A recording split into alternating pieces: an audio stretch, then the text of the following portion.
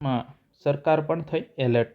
આ વિશે તમે જાણતા હશો મિત્રો કે આજકાલ ગાલ પચોલિયાના કેસ વધી રહ્યા છે, તો તેના માટે કઈ સાવચેતી રાખવી, તેના લક્ષણો કયા છે અને તેના માટે કઈ સારવાર છે, તો એ આપણે આ વિડીયોમાં જોશું।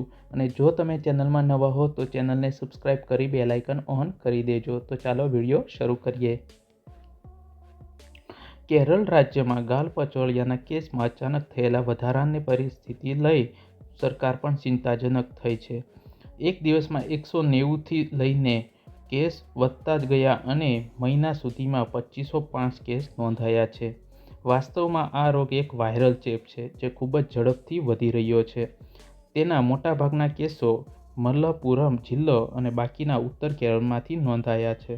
પરંતુ ગાલ પચોલિયાનું નામ સાંભળતા જ પ્રશ્ન થાય કે આ કયો રોગ છે જેમાં શરીરના અમુક અંગો પ્રભાવિત થઈ રહ્યા છે। તો ચાલો આપણે તેના વિશે જોઈશું કે મતલબ કે આ ગાલ પચોલિયાનો રોગ છે શું।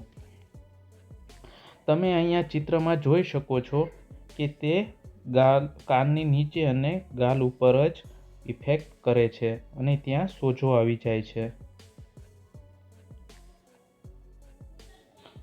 અહીંયા બી તમે જોઈ શકો છો કે ગાલ ઉપર નીચેના ભાગે સોજો આવી જાય છે। તો આ ગાલ પચોલિયા શું છે? ગાલ પચોલિયા એક પેરામેક્સિકો વિરેડ નામના વાયુજન્ય વાયરસને કારણે થાય છે અને ગળામાં ચેપ લાગે છે જે મુખ્યત્વે લાળ ગ્રંથિઓને અસર કરે છે અને ગળામાં સોજો અને દુખાવો થાય છે। તે એક સંક્રમિત દર્દીથી બીજાને ફેલાય છે। હવે ગાલ પચોલિયાના લક્ષણો કયા કયા છે?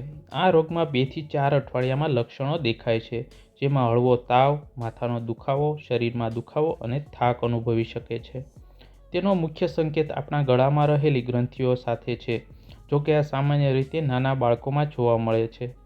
આ ચેપ પુખ્ત વયના લોકોમાં પણ થઈ શકે છે। તો ચાલો એના આપણે લક્ષણો જોઈએ કે કયા કયા છે।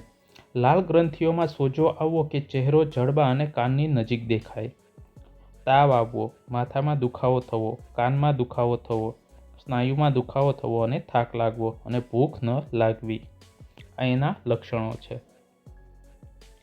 જ્યારે તમને ગાલ પચોલિયા થાય ત્યારે તમારે શું કરવાનું રહેશે? ગાલ પચોલિયાના લક્ષણો દેખાય કે તરત જ ડૉક્ટરની સલાહ લો। શક્ય તેટલું પ્રવાહી પીવાનું રાખો। મીઠું અને ગરમ પાણીના કોગળા કરતા રહો। ખૂબ ધીમેથી ખાઓ। ખાટી વસ્તુ ખાવાનો આગ્રહ રાખતા નહીં, એને ટાળો। હવે આપણે જોઈએ કે ગાળ પચોલિયાની સારવાર માટે શું કરવું। આ રોગની કોઈ ચોક્કસ સારવાર નથી અને મોટાભાગના કેસો થોડા અઠવાડિયામાં જ સાજા થઈ જાય છે, પરંતુ સાવચેતી રહેવાની સાથે સાથે નિવારણ પણ મહત્વપૂર્ણ છે। આ માટે ચોક્કસપણે MMR રસી મુકાવો, મિઝલ્સ, મમ્પ્સ, રૂબેલા। ખાસ કરીને નાના બાળકોને આ રસી અપાવવી જોઈએ, જેનાથી તમે ગાળ પચોલિયાથી બચી શકો છો। તો મિત્રો, તમને આ માહિતી સારી લાગી હોય તો વિડીયોને લાઇક, શેર અને સબસ્ક્રાઈબ કરજો। ચેનલમાં જો તમે નવા હો, અહીંયા સુધી પહોંચ્યા હો તો સબસ્ક્રાઈબ કરીને જ જજો અને આવી રીતે સપોર્ટ કરતા રહેજો। તો મળીએ હવે બીજા વિડીયોમાં, ત્યાં સુધી ધન્યવાદ। જય હિન્દ, જય ભારત।